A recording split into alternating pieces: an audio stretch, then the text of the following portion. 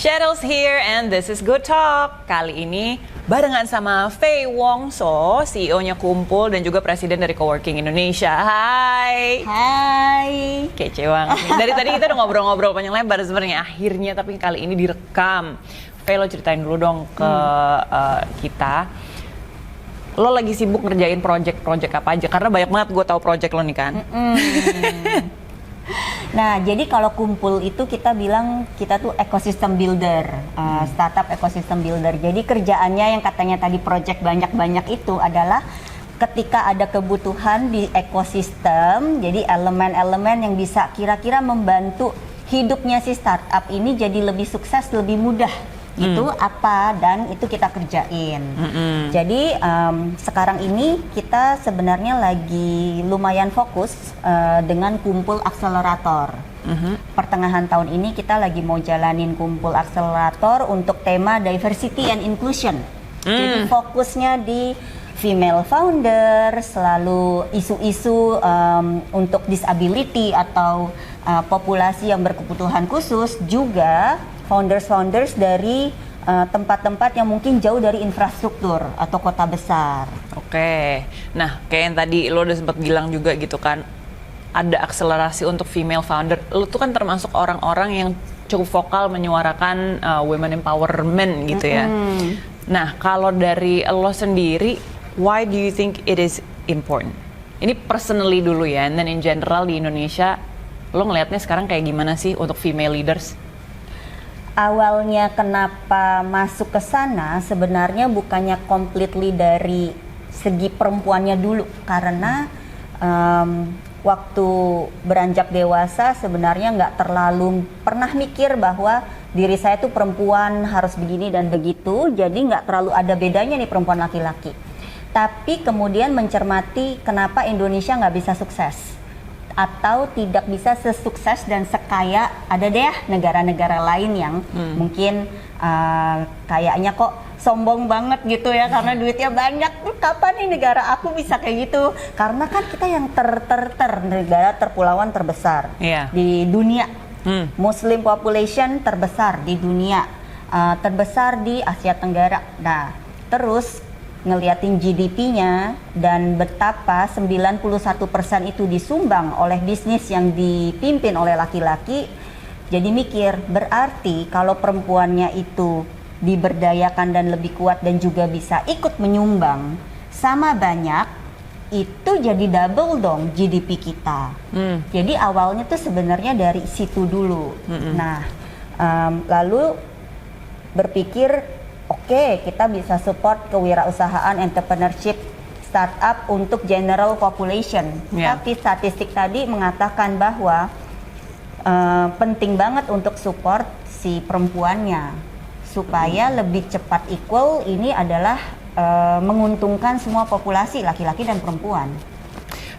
Ini kan kita sempat bahas juga nih beberapa hari yang lalu ya, ngomongin seputar female leader gitu.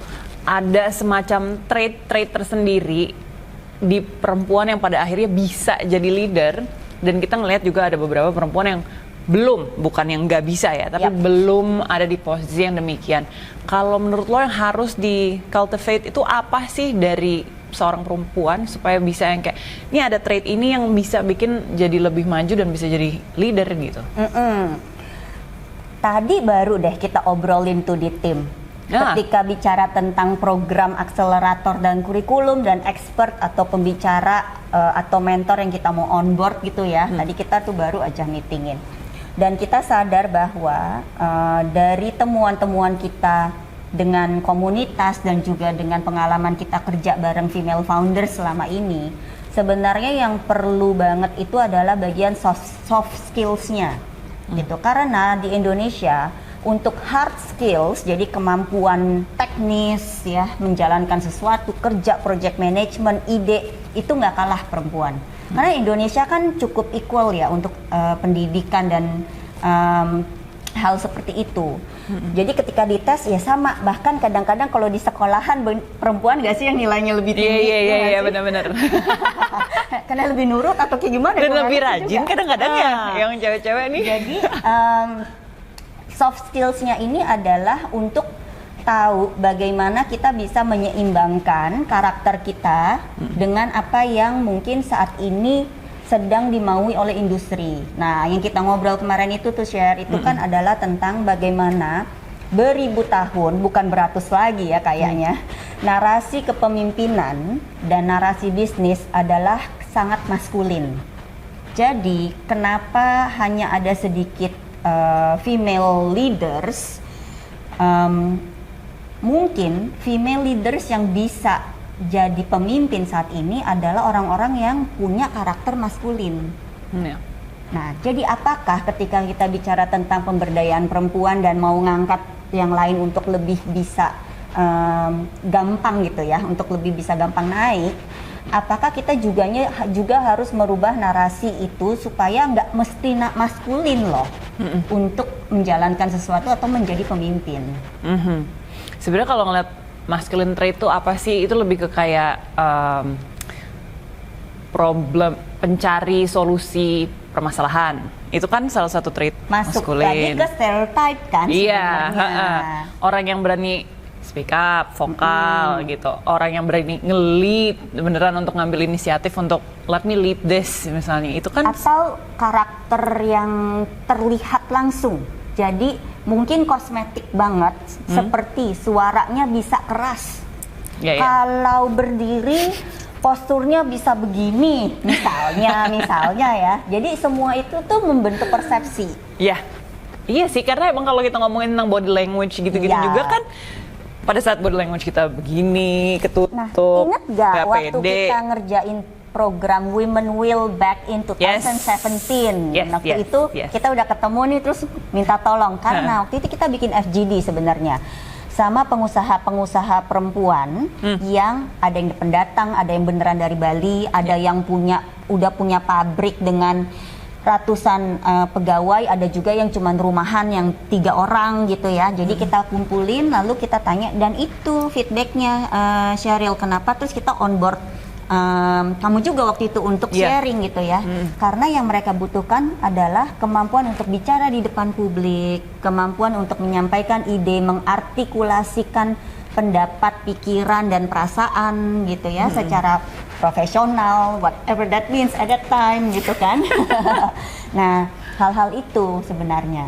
Tapi iya sih, karena kalau misalnya kita bicara tentang leading gitu ya, atau jadi anchornya lah misalnya di sebuah company gitu, whatever it is yang nge-leadnya gitu, itu kan harus punya mindset khusus juga sebenarnya ya, kayak equality, let's say gitu, dimana kita jangan, maksudnya gini, we cannot lead something kalau kita udah ngerasa kecil duluan, let's say.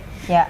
Di dalam company-nya itu sendiri aja kita harus bisa nge-build mindset your team gitu kan, the whole team, untuk kayak we're actually winners. Kita equal sama whoever it is out there yang misalnya ngerjain hal yang sama, or your clients, or foreigners. Ya. Kita tinggal di Bali, jadi maksudnya ya Bali, Jakarta, either way kan maksudnya lumayan banyak juga kan expat yang datang dan sebagainya. Terus jangan terus jadi langsung ciut giliran ketemu sama orang di luar sana, misalnya expat gitu, terus langsung beda treatment atau apa, itu kan juga masuk di kayak semacam mindset ya. Tapi kalau what do you think the mindsets are yang Katanya bagus? sih prinsipal pertama untuk bisa sukses ya, dan ini untuk laki-laki dan perempuan, tapi terutama untuk perempuan adalah put yourself at the table.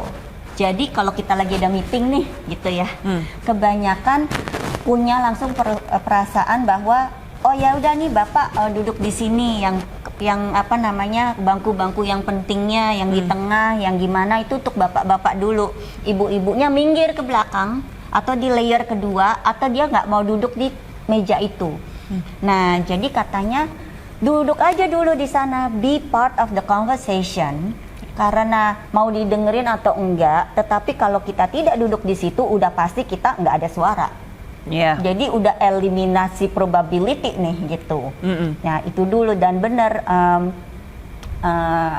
gue selalu bilang nggak pernah melihat diri sendiri sebagai Faye si perempuan atau siapa gitu ya. Cuman Faye sebagai ini ada skill set tertentu, karakter tertentu, personality, mimpi, visi seperti ini.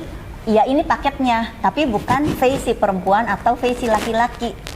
Ya, jadi ketika kita itu bicara dengan orang lain atau dengan kelompok, aspek itu pun kita udah nggak mengkotak-kotakan diri kita. Kadang-kadang kita loh yang melabel diri kita sendiri. Yes, bener sih. Kayak kita sendiri harus bisa ngelepasin label yang kayak Cheryl si perempuan, Faye si perempuan, but then just be a person.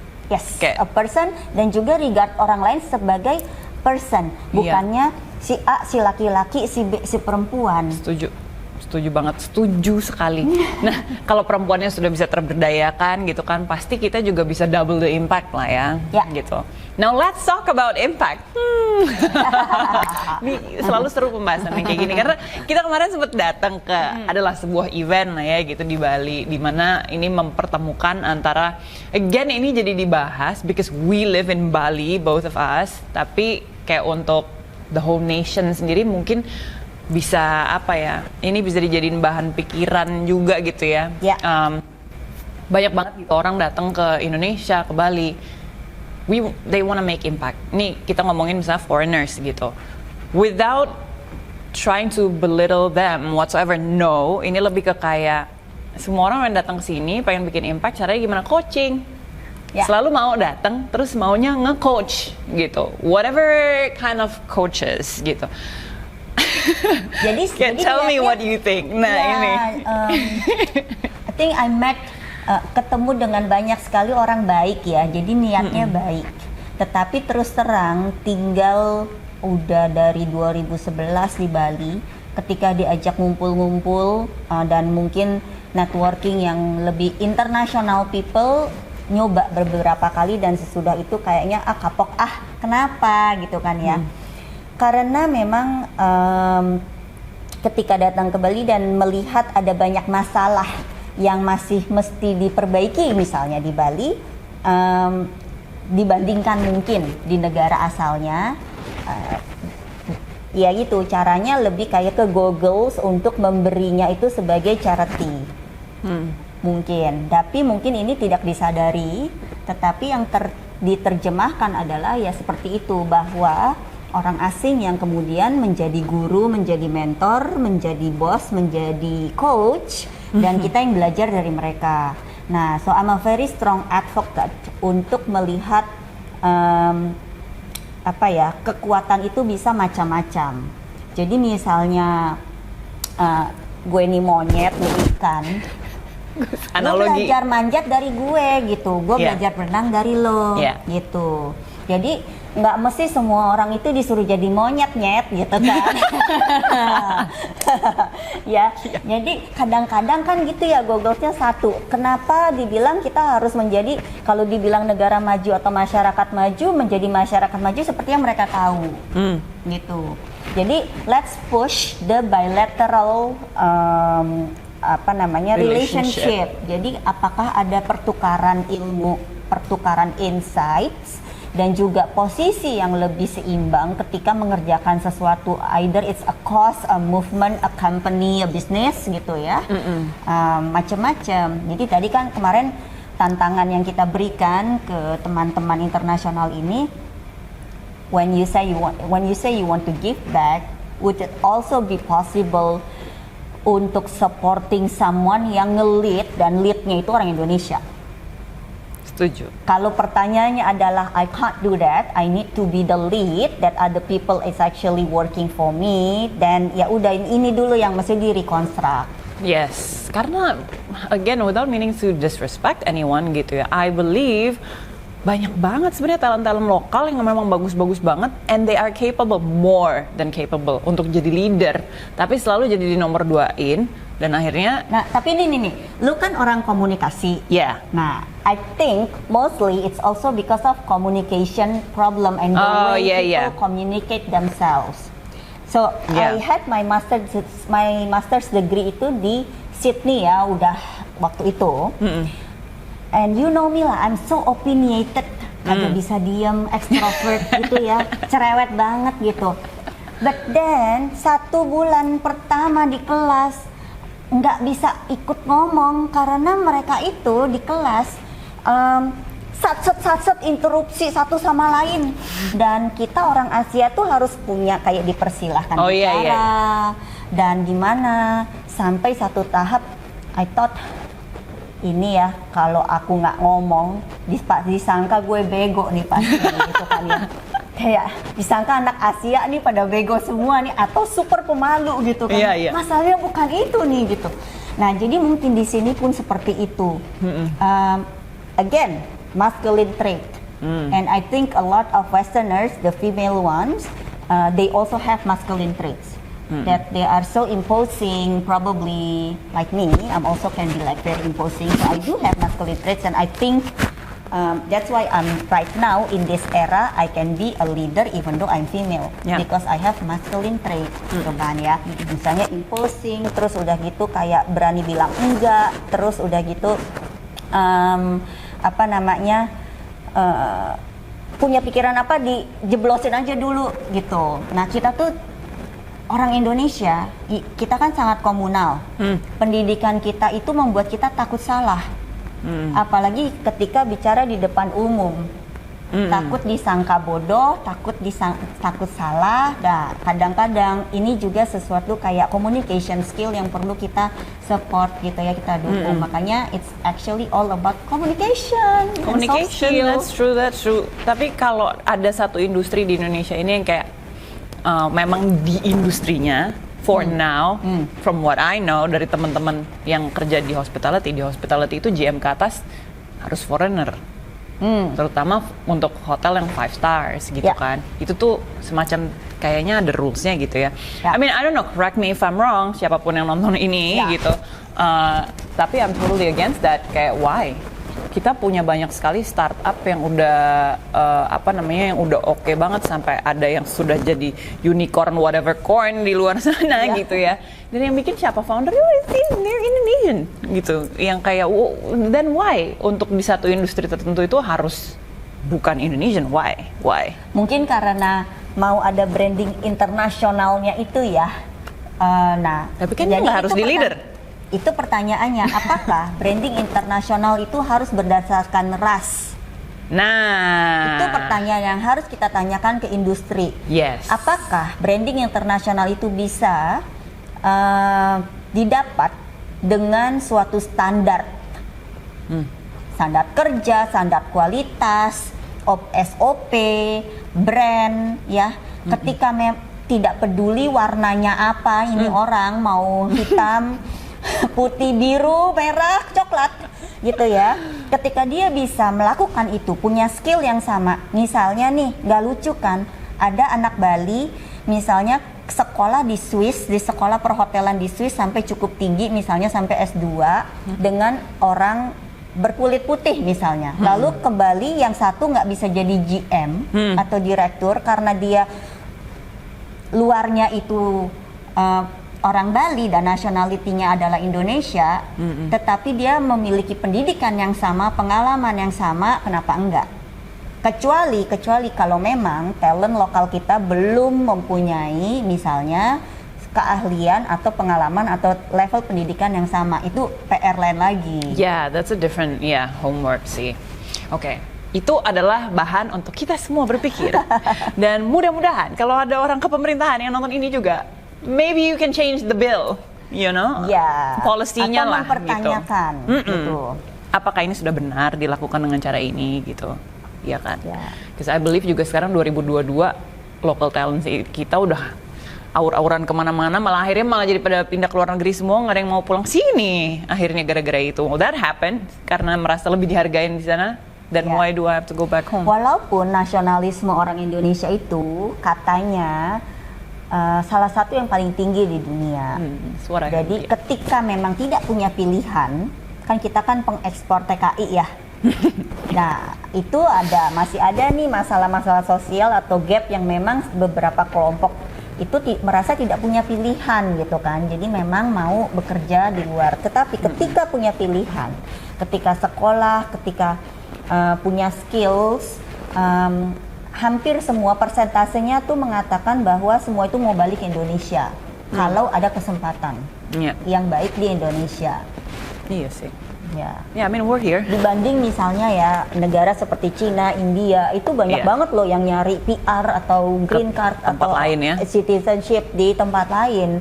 Orang Indonesia enggak. Dan kebanyakan meskipun misalnya nyari PR atau kerjaan, tapi dia akan tetap pegang ke Indonesian national citizenship-nya. Iya sih, bener sih.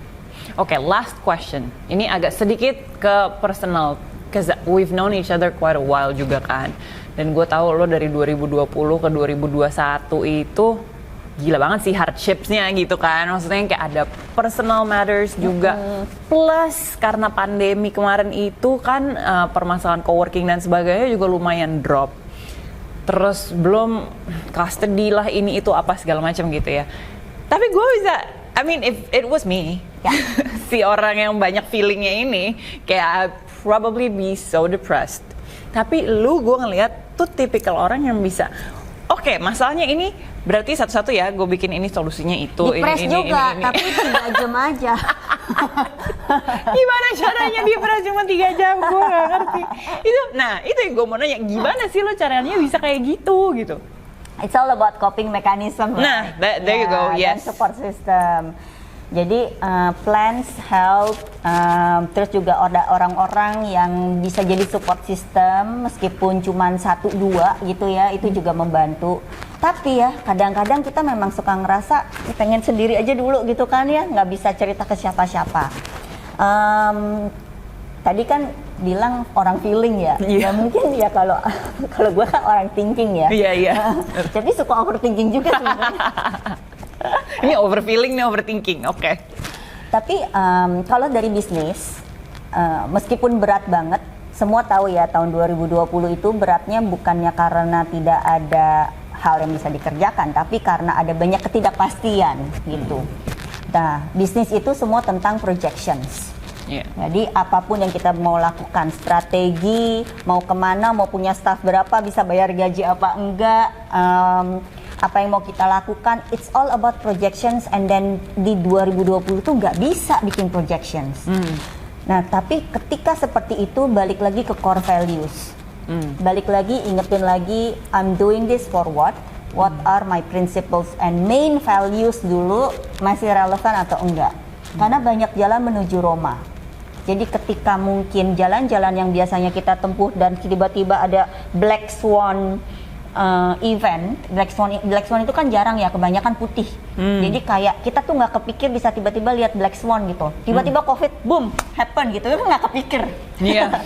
When there's something like that gitu, dan semua pembelajaran kita, strategi kita, jalan kita yang biasanya kita lakukan kok mentok, berarti ya kita cari jalan lain dengan value dan principles yang masih sama. Jadi ada banyak mantra-mantra yang terus-menerus diulang untuk guiding gitulah ya. Seperti kalau misalnya susah banget nih nyari duit, tunggu. I believe problem is money. Because duit atau business is actually a solution to a problem. So the bigger the problem you can solve, the more you can leverage, right? So we have such a big problem now. Pasti ada nih jalannya di mana kita sebenarnya bisa bikin ini sebagai bisnis model yang ngidupin kita supaya roda impact kita tetap jalan misalnya. Ya. Nah itu setengah mati sih ketemunya dan brainstorming dengan segala macam, tapi ketemu juga at the end, right? Untuk masalah pribadi dan lain sebagainya, hal-hal seperti kayak when in doubt, sleep. Or I also believe that for me when in doubt, choose brutal honesty. Okay. Jadi ketika to myself and to other people, untuk benar-benar kayak tahu sebenarnya yang aku mau dan yang aku rasakan itu apa sih, jujur gitu loh ke diri sendiri. Karena kalau udah kitanya kayak gitu tuh makin bingung lagi dan kita makin ruwet lagi kan ya. Jadi ada mantra-mantra itulah yang terus-menerus diulang. Itu bagus banget sih, tapi being honest to self is something yang kadang-kadang kita sendiri to be honest to our own self aja suka susah ya kan, Ya. yang kayak mau mengakui gue mau ini loh dan sudah tidak mau lagi itu gitu. Nah, orang feeling nih ya, orang feeling. Kalau kita punya perasaan, kita pertama identifikasi dulu negatif atau positif. Ya. Oke. Oh, negatif nih. Oke, negatifnya apa dulu? Di breakdown. Aku tuh marah, Ya. iri, dengki nyinyir, takut, insecure atau apa? Gitu kan ya. Oke, then udah you identify one or two whatever. Then try to find the needs attached to that. Ya. Because feelings itu adalah apakah kebutuhan kita terpenuhi atau tidak terpenuhi. Jadi kalau negative feelings berarti ada satu kebutuhan kita yang tidak terpenuhi. Yes. Nah, kalau gue orang thinking kayak gitu, jadi depres aja dianalisa kan ya. Tapi gue kayak kalau datang ke kayak terapis, ya sebenarnya dia suruh nge-breakdown kayak gitu juga sih. Ya. Karena kalau orang yang feeling aja dan gak dilatih thinkingnya, ya Jadi akhirnya kan ruwet di feelingnya aja. ruwet di kan. feelingnya doang, tapi nggak bisa dijabarin satu-satu. Ini Jabarin. sebenarnya apa sih yang bikin ngerasa nggak enak? Tapi once udah di breakdown tadi, jadinya tahu kan, oh oke, ini negatifnya karena ini, terus di fulfillnya harusnya gimana gitu? Is it What is it that I can do about Iya, it, right? apa Ya. yang bisa kita bikin? Walaupun kadang-kadang pengen juga sih diselamatkan orang lain. Iya, pengennya ya, Bo, tapi endingnya harus Kayak- selamatin diri sendiri. Kan kita semua itu punya Cinderella syndrome. Aku Rapunzel aja. Anyway, thank you so much ya, Fe. Udah ngobrol di sini hari ini. Ya. Dan semoga tadi membreakdown feeling tadi buat orang-orang feeling yang nonton dan orang-orang yang suka overthinking yang nonton bisa nge-breakdown perasaannya supaya nggak jadi depressed ataupun ada permasalahan mental health issues lainnya. Karena biasanya yang untreatable kayak gitu akhirnya bisa jadi ke sana gitu kan. Kalau Ya. ngobrol-ngobrol sama profesional mereka biasanya bilangnya kayak gitu ya, untreatable itu bisa jadi lebih jauh, padahal sebenarnya kalau misalnya secepat mungkin dianalisa dan disolusikan. Ini kita ngobrolin dari coworking startup, Dari bisnis sampai mental leadership, health. sampai mental health. Luar Semuanya. biasa sih Marella. Itulah Good Talk dan Good Talk untuk hari ini. Thank you, bye bye. Thank you.